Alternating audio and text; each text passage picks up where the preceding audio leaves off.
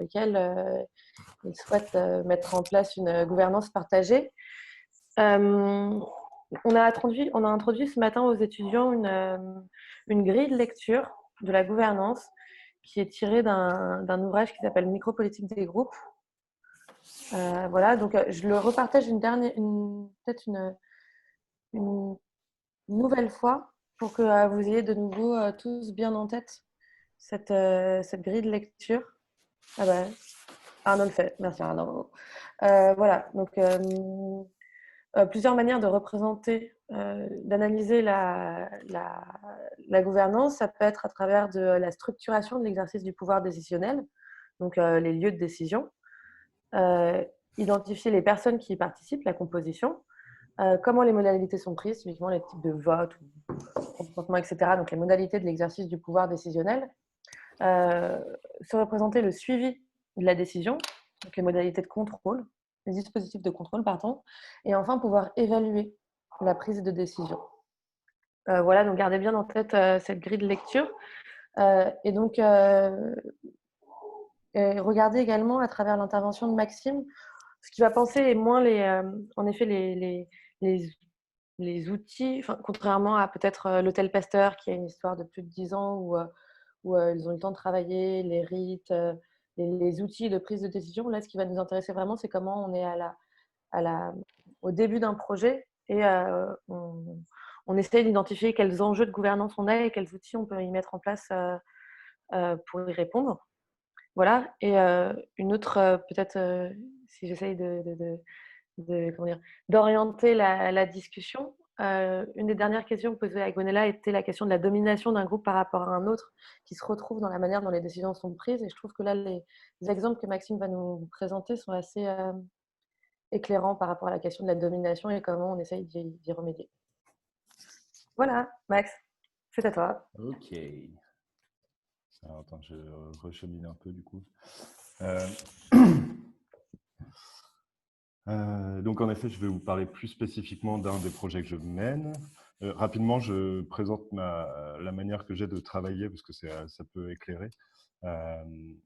Et encore une fois, comme disait Julie, voilà, c'est vraiment un début de tentative là, sur lequel on est sur la gouvernance partagée. Donc, je suis dans les newbies et je suis assez heureux de pouvoir discuter avec vous après. Je pense que ce sera plus une discussion que de poser des questions. Mais donc, je suis cofondateur de Yes We Camp et souvent, depuis 2013, je me suis occupé de projets où on travaille au service de communautés pour activer des projets. Donc, ça a pris la forme d'un projet qui s'appelle Caravanade au début, où on utilise des outils. Enfin, peut-être que vous le connaissez déjà, hein, atelier. On a un atelier de construction, un laboratoire média, une cuisine et un hammam. Et ça, ces objets mobiles, là, on les déplace sur le territoire pour activer des projets qui sont déjà menés par des personnes et qui manquent de moyens. Donc, j'ai eu l'occasion d'intervenir sur ces étapes d'activation, ce qui m'a permis de découvrir et d'apprendre pas mal de choses. Maintenant, ce qui est le point commun entre les projets que je mène en ce moment, qui sont d'un côté Cap Fada et d'un côté un jardin qui n'a pas d'ailleurs encore de nom, tellement c'est nouveau, c'est de mobiliser une communauté autour d'un projet. Mais à la différence de la caravanade où la demande venait d'un groupe de personnes qui avaient envie de mener un projet, sur ces deux projets, ce qui est bon à savoir, c'est que c'est une commande. D'un côté, pour le jardin, c'est la Fondation des Petits Frères des Pauvres, donc il y a un terrain privé et qui veut l'ouvrir à un usage partagé. Et de l'autre côté, c'est une ville qui veut créer un festival populaire qui émerge, en tout cas, du territoire. Donc, c'est assez différent déjà dans la commande, ces projets-là que je mène en ce moment. Je ne vais pas m'étaler sur Cap Fada, sur le festival populaire à Martigues, mais plutôt sur le jardin. Juste pour expliquer très très brièvement la configuration. Donc, on est bien sur un terrain privé, un terrain qui n'est pas d'ailleurs très grand, hein, c'est 1200 mètres carrés dans le centre-ville de Marseille. Et on a donc la Fondation des Petits Frères des Pauvres qui a acheté ce terrain-là, qui est un ancien jardin religieux qu'il a acheté au diocèse. Et eux, leur mission, c'est de travailler avec des personnes âgées isolées. Donc, soit dans l'accompagnement à la rue, soit dans l'accompagnement chez les personnes, ou soit, pour les plus précaires, ils ouvrent des résidences, des pensions.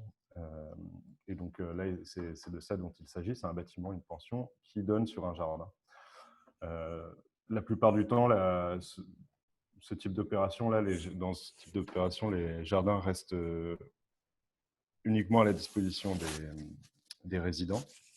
Et cette fois-ci, ils ont voulu tenter de l'ouvrir partiellement au public. Donc, il y a 2 jours par semaine où c'est ouvert.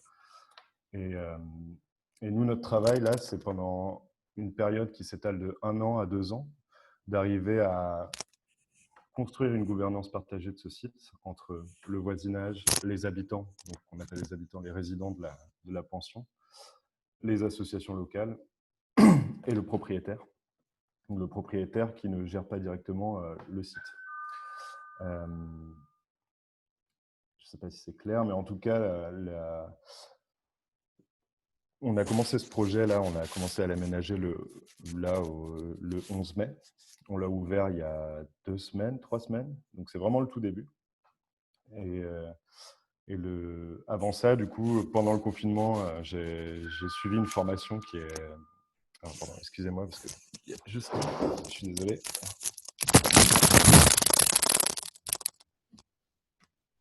Alors, Maxime est sur le site même, je crois, du jardin. Et donc, en même temps que son intervention, avec le rôle de conciliation. Hop, pardon. Il y a quelqu'un qui a insisté sur ma sonnette. Alors, où j'en étais Donc, ouais, Présenter les différentes parties prenantes du... Ouais, voilà. J'ai suivi une formation, une super formation que je vous conseille si vous avez l'occasion. Pour ceux qui n'ont pas suivi, c'est une formation qui est proposée par l'Université du Nou et les Colibris. Et cette année, elle s'appelait 360 degrés de la gouvernance partagée. C'est un MOOC de 10 heures qui est vraiment intéressant. Moi, ça m'a permis vraiment en tout cas, de visualiser des outils que j'utilisais déjà ou alors de m'en apprendre des nouveaux. Et la manière dont j'ai appliqué ces outils-là, c'est déjà d'avoir en fait 2 fois par mois, 2 fois par mois, on crée des réunions ouvertes où là, le voisinage et les résidents, chez qui on insiste d'ailleurs, parce que c'est vraiment des personnes qu'il faut mobiliser et insister, mais on réunit ces personnes toujours sur la même heure, c'est les 2 et 4e mercredis du mois à 18h. C'est une réunion d'1 heure, donc qui ne dure pas trop longtemps pour des personnes qui n'ont pas l'habitude de suivre des réunions. Et ça finit par un barbecue. C'est ce qui permet aussi de faire tout un travail après. Et on a aussi des réalisations, disons, plus physiques, ou 2 fois par mois, donc en alternance sur les semaines où il y a des réunions ouvertes. On a un chantier collectif où là, on construit et on aménage le site ensemble. Alors, comme je vous le disais, hein, c'est le tout début, mais je vais peut-être vous dire des choses qui paraissent assez simples. Mais moi, ce que j'ai compris qui était important et qui est parfois un peu dur quand c'est des personnes qui n'ont pas l'habitude de se réunir, c'est l'écoute. Enfin, ça, c'est quelque chose sur lequel j'insiste beaucoup. Et donc, aussi l'importance de la facilitation et d'avoir des facilitateurs qui sont formés pour pas que ça aille dans tous les sens. Et je trouve que ça, c'est enfin, le mécanisme de la parole au centre, que chacun puisse donner son avis ou participer à la décision, chacun son tour, sans qu'il y ait forcément d'aller-retour entre les personnes. Je trouve que ça donne vraiment des couleurs des envies des gens. Et ça évite de tirer sur une pelote qui n'en finit jamais avec un démarrage de discussion qui est très orienté par la personne qui aura pris la parole en premier. Ce que je trouve très important aussi, c'est vraiment dès le début d'instaurer et d'expliquer les règles du jeu, en gros, les règles, d'expliquer, de rendre vraiment très explicite, ce qui est d'ailleurs souvent laissé à l'implicite, mais très explicite le mécanisme du pouvoir sur un projet et des process de décision. Donc là, pour moi, c'était important dès les premières réunions. Et j'ai de la chance parce que là, j'en suis à ma troisième et c'est vraiment les mêmes personnes qui viennent. C'est un groupe de 20-30 personnes, assez mixte. Et d'expliquer que voilà, il y a un propriétaire, du terrain.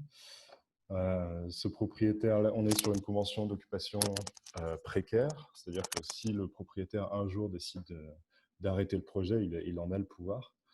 Euh, que sur ce terrain-là, il y a un gestionnaire de site qui est Yes We Camp, et qui est incarné par moi, et qui est là pour vraiment s'imprégner un maximum des envies des gens et des orientations que les gens veulent donner. Et de manière très sincère, hein, j'essaye de le faire. Mais que du coup, la décision finale en ce moment, pendant cette période d'activation, appartient quand même au gestionnaire de site et donc à Yes We Camp. Et, que chacun des participants peut vraiment proposer et porter des projets au sein au sein du jardin, mais voilà, borné par certains, disons, axes du projet. Le calme, l'intergénérationnel, euh, le prendre soin de la nature et le progressif. Donc on a, voilà, c'est vraiment, je trouve important d'expliciter toutes ces règles dès le début. Les gens se sentent beaucoup plus à l'aise, j'ai l'impression, et comprennent d'ailleurs. Euh, et l'alternance entre, bien sûr, des réunions où on peut s'exprimer sur tout type de sujet et des réalisations physiques ou alors des moments de convivialité comme les barbecues. Ça, pour moi, c'est aussi important que tout le reste. Alors, tu parlais, j'ai pas pris en note partout là, mais Julie, tu parlais des rapports de domination. Ce qu'il y a de clair dans ce groupe-là, c'est qu'on a d'une part des voisins du jardin qui sont très motivés, qui viennent régulièrement, presque tous les jours. Et en effet, il y a des personnes, dans ces personnes, c'est souvent des personnes qui habitent au centre-ville, qui ont une famille, qui sont, je pense, plutôt aisées. Et en face, de l'autre côté du jardin, du coup, il y a les habitants. Et les habitants, c'est des personnes qui ont vécu l'exclusion la plupart de leur vie, qui sont des anciens SDF, chez qui il faut vraiment insister pour qu'ils viennent. Et la moindre, dès qu'ils ne se sentent pas écoutés, ils partent. Donc, du coup, il y a un gros travail là-dessus aussi de discussion, de faire en sorte que les gens se sentent à l'aise et autorisés à prendre des décisions. Et une fois qu'il y a, même quand les personnes les plus, disons, les plus fragiles expriment un vœu, même s'il n'est pas complètement construit, d'avoir une vraie attention à ce que ce vœu se réalise. Et après, derrière, moi j'ai remarqué que c'était sur des petites choses que les personnes maintenant s'expriment davantage. Je sais pas moi, c'est proposer une activité de mosaïque. Ben, si la personne elle a fait ça, il faut vraiment aller la chercher derrière et la mettre en confiance et insister. Et une fois qu'elle a réalisé, une première fois, ça fonctionne, je trouve. Euh, c'est un peu fouillis tout ça, mais est-ce que vous avez, est-ce que Julie, est-ce que tu voudrais orienter des questions? Est-ce que vous avez des questions spécifiques sur le jardin? Non, mais je pense que peut-être faire la liste des réalisations et puis après donner la parole aux étudiants. Fabien a une question. Donc, on va dire ce qui a été réalisé pour l'instant sur le jardin. Depuis 2 semaines Ouais, on a un petit peu mal de trucs. Ah, et attends, Max, si tu peux bouger un tout petit peu moins, puisqu'on a des petits bruits de parasites Ah oui, dans ok. ton micro. Je crois qu'il est sur ton casque. Ouais. Les réalisations, alors ça va vous paraître assez rigolo parce qu'on est vraiment sur un projet où on essaye d'aller progressif. D'ailleurs, ça c'est intéressant, c'est que là, ma mission, moi, c'est de ne pas surcharger le projet parce que oui, d'ailleurs, j'ai oublié un truc, mais de ne pas surcharger le projet parce que l'idée, c'est que le projet fonctionne de manière autonome. Pardon, je n'ai pas du tout été au bout de ma présentation. Ce qui m'intéresse là, et les choses dont j'aimerais bien discuter, et d'ailleurs, j'aimerais bien ouvrir un temps de discussion directement sur le jardin à l'automne prochain, c'est comment, comment à partir d'une activation. Donc là, il y a un commanditaire qui demande à Yes We Camp d'activer quelque chose sur son terrain. Il y a une communauté qui se fonde autour de ce terrain. Comment réussir à vraiment aboutir à une activation du projet où Yes We Camp se décale et crée vraiment un espace, enfin une structure ou une entité autonome qui garde un bon dialogue avec le propriétaire, qui évite les questions de justement enfin les déviances de gouvernance.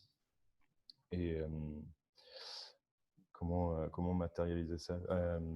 Je me dis qu'il y a d'autres manières que de créer une association sur ce jardin, et j'aimerais bien avoir votre avis sur ce genre de manière. J'imaginais par exemple, j'ai l'impression que d'avoir un acteur tiers comme Yes We Camp sur le terrain, c'est important. Alors du coup, est-ce que c'est un comité opérationnel qui choisit un acteur tiers? Comment on oxygène ce comité opérationnel pour que ce ne soient pas les mêmes personnes qui restent, mais qu'il y ait aussi des nouveaux, que le projet reste ouvert. Enfin, voilà, il y a ces questions-là qui m'intéressent. Et pour répondre à ta question, Julie, sur les réalisations, alors pour l'instant, il y a eu des bancs de construits, un club confiture qui s'est mené, qui s'est monté sur le terrain où ils font des confitures entre petits et vieux. Il y a un conseil d'enfants qui existe. Ils ont construit une super cabane et puis beaucoup d'actions de jardinage en fait. Et là, on va vers samedi un événement culturel porté complètement par les habitants, parce que c'est eux qui proposent chacun des... Et donc là, il y a un concert, des ateliers de vannerie, ce genre de choses. Super, Maxi Ouais. Max. Très bien. Fabien, tu as une question? Oui, j'avais une petite question à te poser là pour rebondir sur ces rapports justement. C'était super intéressant là ce que tu expliquais, les rapports avec le voisinage, essayer de les faire participer.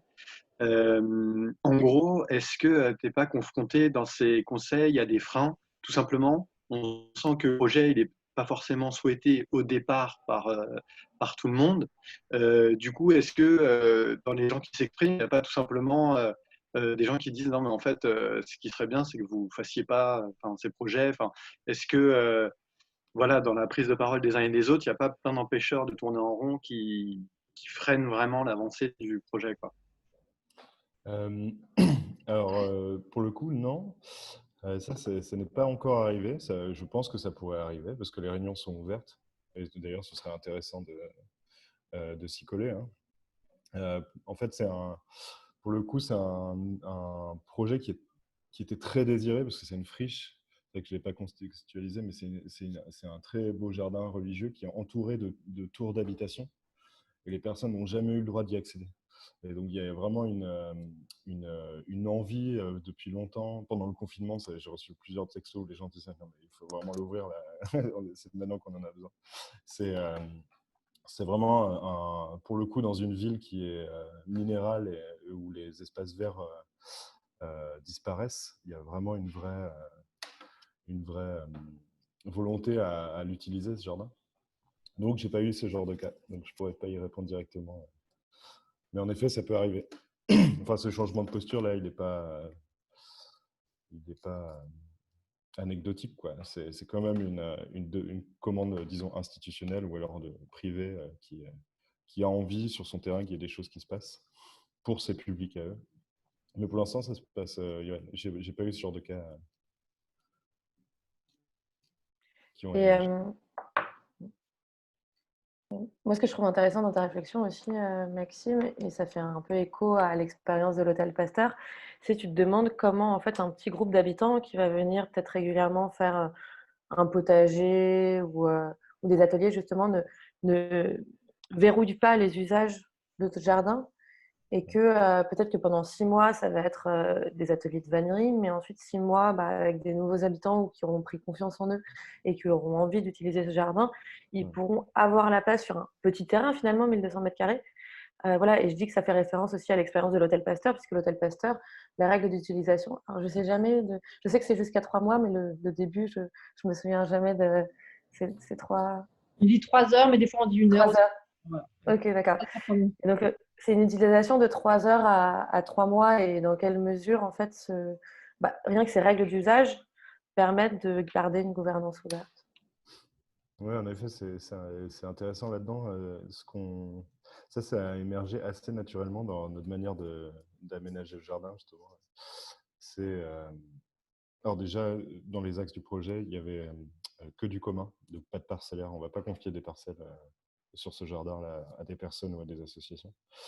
Et dans la manière de l'aménager, on privilégie en fait, à l'image du projet, en fait, des choses très modulaires. Donc on ne fixe rien. Ça, c'est super important parce que ça permet de renouveler et de s'adapter aux saisons d'un terrain qu'on ne connaît pas encore. Donc, je pense en effet, c'est dans ce type de terrain, spécialement quand on a un terrain qui est petit à l'échelle d'une population qui l'entoure, je pense que c'est bien de penser au modulaire et à laisser constamment la possibilité de renouveler sans que ce soit une perte d'énergie, quoi. Brianne? Ouais. Moi, j'avais une question. Est-ce que juste tu pourrais rappeler les parties prenantes, enfin, c'est qui le propriétaire, redire, et après j'ai une autre question. Ah ouais. Euh, Donc le propriétaire, ça s'appelle la Fondation Les Petits Frères des Pauvres. ok, Et il y a l'association Les Petits Frères des Pauvres, donc c'est deux choses bien différentes. La fondation, en fait, elle achète des bâtiments pour l'association qui va s'occuper de personnes âgées isolées ou pour des maisons de vacances ou ce genre de choses. Donc c'est vraiment un organe disons, presque immobilier, quoi, mais dédié aux Petits Frères des Pauvres. Et il y a l'association. Et l'association, elle gère les sites où elle accompagne les personnes à la rue. Donc, ça, c'est les parties prenantes. Après, il y a Yes We Camp qui est gestionnaire du jardin pendant une période de 1 à 2 ans, le temps qu'il y ait quelque chose qui s'installe à la place. Il y a les pensionnaires, les usagers qui ont accès tout le temps au jardin. Et il y a le voisinage qui a accès 2 jours par semaine. ok. Mais les personnes âgées et les personnes de la rue, elles habitent à côté, sur place? Il y a le bâtiment qui donne sur le jardin. C'est une pension des Petits Frères des Pauvres. Et il y a une vingtaine de personnes âgées là-dedans et c'est les publics de la Fondation des Petits Frères des Pauvres. Et ce qui est intéressant à savoir, c'est qu'entre l'association et la fondation, il y a des gros problèmes de gouvernance. Et l'association, enfin, ils ne sont pas forcément d'accord. Donc, c'est vraiment deux acteurs qui s'écoutent pas forcément. Mais, donc, il y a un propriétaire et il y a un gestionnaire. Ah oui, et pourquoi ils ont fait appel à Yes We Camp? Parce qu'ils auraient très bien pu embaucher quelqu'un, un animateur jardin ou quelque chose comme ça, de chez eux pour gérer le site. Pourquoi ils ont fait appel à vous? Parce que cette fondation-là, elle a un logiciel assez rigide et loin de ces questions-là. Je crois qu'ils ne l'ont jamais fait. Et ils ne veulent pas s'en occuper, quoi, depuis le début. Nous, en fait, ils sont venus nous chercher il y a 2 ans. On leur a dit, c'est super ce projet, mais il y a d'autres associations à Marseille qui pourraient intervenir, qui sont spécialisées dans les jardins. Et donc, on leur a donné des contacts et finalement, ils sont revenus vers nous un an après pour nous demander de le faire. Mais eux, ce n'est pas dans leur logiciel. Donc, il n'y a pas de fiche de poste pour ça. Ils ont pas de but. Enfin, ils disent qu'ils ne savent pas faire. Enfin, c'est vraiment. Ils ont une volonté de confier à un acteur tiers, quoi. Il y a ce cancer d'intermédiation entre les associations qui sont capables de gérer le jardin et le propriétaire. Ouais. Oui, parce que quand tu parles de réussir à un moment, tu vas laisser l'autonomie au projet. Soit il y a quelqu'un, tu vois, je sais pas si c'est une convention d'occupation de 2 ans qui, au fur et à mesure, se forme ou que vous formez. Mais sinon, je veux dire, si jamais ils ne sont pas capables, eux, en interne, de prendre en charge à un moment prendre le relais ou en tout cas de former quelqu'un, ça ne sert à rien, quoi. Là, en tout cas, sur cette question, il y a aussi une question de budget, c'est-à-dire que pour rappeler un peu le contexte, en fait, ce terrain-là, ils l'ont acheté il y a 4 ans. C'est une histoire un peu bizarre, mais ils l'ont acheté il y a 4 ans, ce terrain, et c'est un terrain qui est très surélevé. En fait, c'est une relique de la colline Saint-Charles, et elle est très surélevée par rapport c'est presque comme un jardin au 3e étage. Et en fait, la grosse limite de ce jardin-là, c'est son accessibilité PMR, enfin personne à mobilité réduite. Dès le début, ils ont payé une association pour faire une concertation avec les assos du quartier. Ils ont dessiné des esquisses du projet, des programmes. Super d'ailleurs, ils ont tout documenté sur Internet, on trouve tout ça. Et puis, ils ont confié ça à leur architecte paysagiste. Enfin, quand je dis eux, c'est la fondation. Et elle a, du coup, avec un cahier des charges assez classique, et le projet, en fait, a été dessiné de manière très aboutie et avec l'accessibilité PMR. Et en fait, c'était hors budget pour eux, quoi. Et donc, en fait, ça les a juste freinés et il ne s'est rien passé pendant 4 ans. Entre-temps, ils ont retapé le bâtiment et les pensionnaires sont arrivés. Et donc, nous, on leur a dit, si vous voulez faire du collectif, il ne faut pas fournir un jardin abouti, il faut faire avec les gens. Donc, il faut payer des ressources humaines pour animer cet aménagement avec les gens. Et donc ça, au bout de 2 ans, le jardin il sera aménagé. Il n'y aura pas forcément besoin de l'aménager davantage. Mais en effet, il faudra certainement une personne au moins à mi-temps qui s'assure que le jardin soit maintenu. Et ça, c'est pas dans leur budget que de payer une personne en plus. Enfin, c'est ce qu'ils avancent. Pour l'instant, ils disent qu'ils ne peuvent pas payer un fonctionnement du jardin ils veulent quelque chose d'autonome, quoi.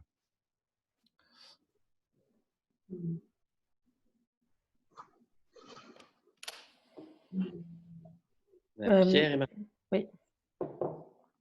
Ouais, Max, je me demandais, comme la grande particularité de tes projets, c'est quand même la mobilisation que tu fais au fur et à mesure. Le fait d'embarquer, ce que tu disais tout à l'heure, c'est progressif et en général, tu embarques au fur et à mesure des nouveaux participants, les habitants, des nouvelles initiatives.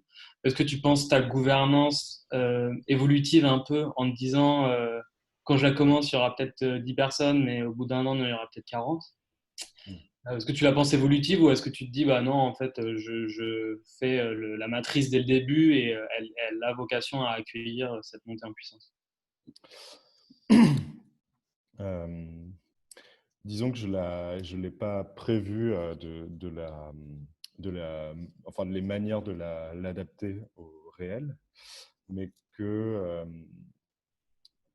dans cette posture-là que je prends de travailler vraiment au service d'eux, enfin, juste d'arriver à être l'éponge qui va permettre de prendre une décision, mais je m'adapte beaucoup aux différents groupes directement. Mais je t'avoue que j'ai pas phasé ça en me disant, tiens, à ce moment-là, il faudra, disons qu'on est à l'échelle de ce projet-là, on est vraiment là pour tester, essayer. D'ailleurs, rien de tout ça est fixe, les jours d'ouverture, les manières de faire les réunions. Et donc, on a vraiment une grande liberté à tester là. Et c'est d'ailleurs l'intérêt de cette résidence d'activation, comme on l'appelle, c'est d'être vraiment d'oser des choses et d'oser aussi les reconfigurer. Donc, en tout cas, je ne pense pas que ce format-là que j'utilise est rigide au point de ne pas pouvoir changer. Merci. Martial? Oui, moi j'avais une question un petit peu sous forme de peut-être un peu de provocation, mais j'entends bien la sincérité de ta démarche et je trouve le projet super intéressant, mais je me demandais si initialement, en fait, dans la décision initiale qui est en fait de partager ce jardin, est-ce que les parties prenantes étaient partageaient en fait ce désir, c'est-à-dire que est-ce que ce projet s'est imposé aux habitants? Ou est-ce que les habitants ont été consultés et du coup, la question derrière ça, c'était aussi la possible violence symbolique en fait d'un projet qui s'impose dans un espace.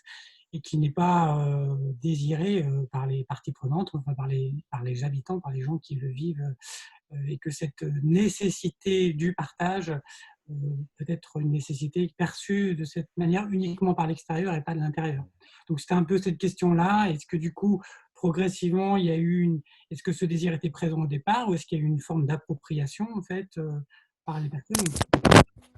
Alors, ouais, c'est très intéressant parce que c'est... il y a alors de la part, comme je le disais là tout à l'heure, de la part des voisins directs et des pensionnaires, il y a un vrai désir du jardin. Enfin, ça il existe. Et c'est vrai qu'on n'a pas eu à se confronter justement à des personnes qui disaient en fait, j'ai pas choisi de ce jardin. L'idée, c'est que pour l'instant, on a vraiment pas ce cas de figure. Les gens sont plutôt très contents. La violence qui s'est faite, c'est au niveau de...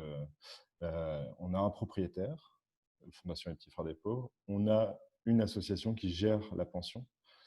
Et eux, ils sont clairement, ça a été très dur de les mettre en confiance parce qu'ils ont vu Yes We Can débarquer sur ce terrain. Travailler un projet qui avait déjà été travaillé 4 ans avant, où eux, ils avaient été partie prenante de cette réflexion-là. Et il n'y avait vraiment pas une volonté de l'ouvrir au quartier, enfin au public large. Il y avait une volonté de l'ouvrir de temps en temps à des associations.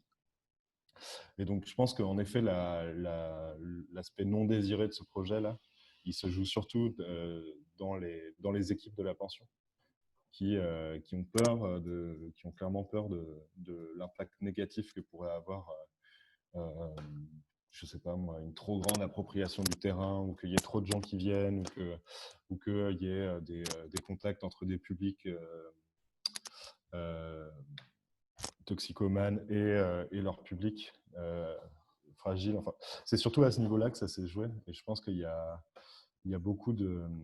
il y a un travail qui est toujours en cours, et je vois que ça, malgré la tension, il y a toujours cette chose qui reste. Donc clairement, on est sur... Il y a cette association et la fondation qui sont en conflit là-dessus. Et nous, on arrive en tierce personne en plus.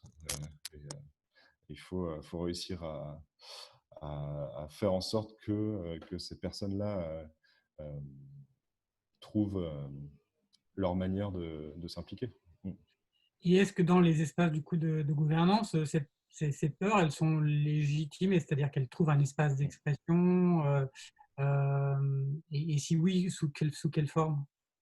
Alors, il y a deux choses. Donc, elle se trouve dans les réunions ouvertes. Alors, souvent, j'insiste dès le début de la réunion en redonnant un peu les règles du jeu pour expliquer que on est aussi là pour exprimer des conflits ou exprimer des craintes. Et que si si ces craintes-là ne sont pas exprimées, que ça pourrait être ça pourrait avoir un impact négatif sur le futur. Donc c'est vrai que j'insiste, alors ça ne sort pas beaucoup parce que les gens ont souvent peur du conflit. Dans la formation que j'ai suivie, c'est vrai que ce que je trouvais intéressant aussi, c'est de vraiment voir le conflit comme un cadeau et comme voir le conflit comme un besoin clair exprimé. Et c'est vrai que j'essaye de le... Et souvent, les gens, quand je martèle ça, me disent « Ah, mais non, mais il faut être positif. » Enfin, et en fait, c'est marrant comme on fuit le conflit constamment. Et ça trouve... il y a d'autres espaces pour ça. Donc, du coup, il y a... sur ce projet-là, volontairement, je sors complètement du numérique. Donc, je n'utilise pas les mêmes outils collaboratifs numériques que j'utilise sur d'autres projets. Et tout est matérialisé. Donc, il y a en fait, il y a des boîtes aux lettres dans le projet où on peut glisser sa crainte, où on peut glisser son projet, son envie, ou son envie de mettre en réseau des gens pour faire quelque chose, quoi. Mais en tout cas, ouais, il y a des boîtes aux lettres pour ça, quoi, qui se font par écrit pour les personnes qui ne voudraient pas l'exprimer en direct. Ouais. C'est super important. Cette question, elle est super importante, je pense, dans la gouvernance partagée.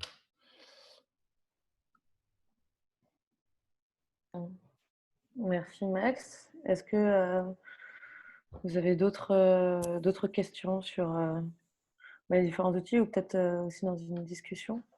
Hermine, à toi la parole. Une toute petite question. Bonjour et merci.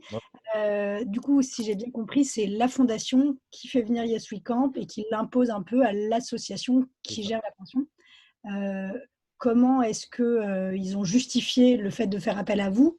Et est-ce qu'il y a des flux financiers? Juste parce que j'ai compris qu'ils ne voulaient pas payer quelqu'un à activer, mais en même temps, tu es là. Oui. Alors du coup, sur la manière de... Ils ont, sur leur choix, alors il faut voir une association qui est dans la pension et une fondation qui est représentée par un directeur qui est à Paris et que je n'ai jamais rencontré. Clairement, eux, ils ont vu des exemples de réalisation de Yes We Camp et du coup, ils avaient confiance en Yes We Camp et ils voulaient... Et là, quand on a décliné une première fois pour essayer de faire entrer une asso, enfin d'autres assos locales, les autres se sont heurtés clairement à un propriétaire qui leur dit mais on va vous confier un super jardin et derrière vous avez demandé d'être payé. Comment ça se fait? Enfin, on est devant ce genre de logique encore. Hein, et nous, notre manière d'intervenir quand ils sont revenus nous chercher, ça a été de dire bon, on va faire une étude, on va regarder le jardin, on va essayer d'imaginer à partir de ce qui a déjà été imaginé il y a 4 ans, de ne pas refaire tout ce travail, mais plutôt d'être la marche d'activation. Enfin, pour que le jardin ouvre, et notre objectif, c'était d'ouvrir le jardin 1 mois après. C'était vraiment dire, OK, ça suffit que ce jardin il soit fermé. Et s'il y a une envie commune partagée par le quartier, où il y a déjà eu un travail, en fait, nous, on arrive juste pour ouvrir, quoi, pour le mettre aux normes. Et on a proposé une étude, du coup, à la Fondation, étude rémunérée, où on développait ce scénario-là d'activation. Et donc, sur leur budget, sur le jardin, qui était avec l'accessibilité PMR, avec les nivellements, avec toutes les rampes qui étaient réalisées et puis le produit fini, disons au pot près, quoi, à la couleur de pot près. C'était un budget qui était trop fort pour eux. C'était 400 000 €, quand même, pour 1500 mètres carrés. Et nous, on leur a dit, mais en fait, sur votre investissement de base, pour le mettre aux normes, pour qu'on ait les toilettes sur site, l'eau, l'électricité, ce genre de choses, il vous faut investir 50 000 €. Donc, et après, le reste de payer Yes We Camp à raison de 1 ETP. Donc, il y a moi à mi-temps et une autre personne. Pour créer disons, amorcer le projet, aménager le jardin et réussir à trouver une gouvernance stable. Dans nos missions, là, par exemple, on a des recherches de financement. Donc, l'idée, c'est aussi d'arriver à trouver des sources de financement qui pourraient permettre l'embauche d'une personne au moins à mi-temps pour assurer la suite. Mais clairement dans les craintes, par exemple, exprimées par le propriétaire, on a la crainte d'avoir une association qui pousse sur place et qui entre en conflit avec la fondation, quoi, clairement. Mais donc nous, on a dans cette période intense d'activation, on est payé en effet. Et donc les seuls financements du projet en ce moment, c'est la fondation qui le paye.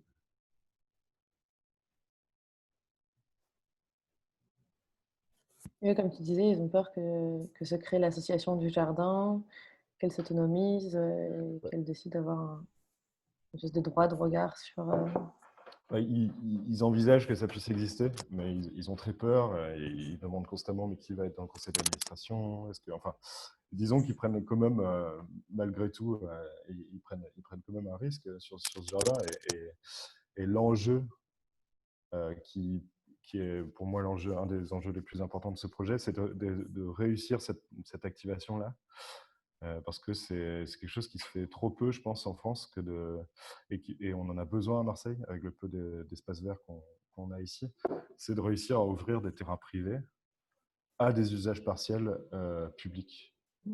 Là, c'est partiel, c'est juste 2 jours par semaine. Et si on arrive à ce type d'expérimentation, je pense que des jardins comme ça, privés, il y en a plusieurs et ça pourrait être vraiment une manière d'augmenter les espaces verts dans les villes.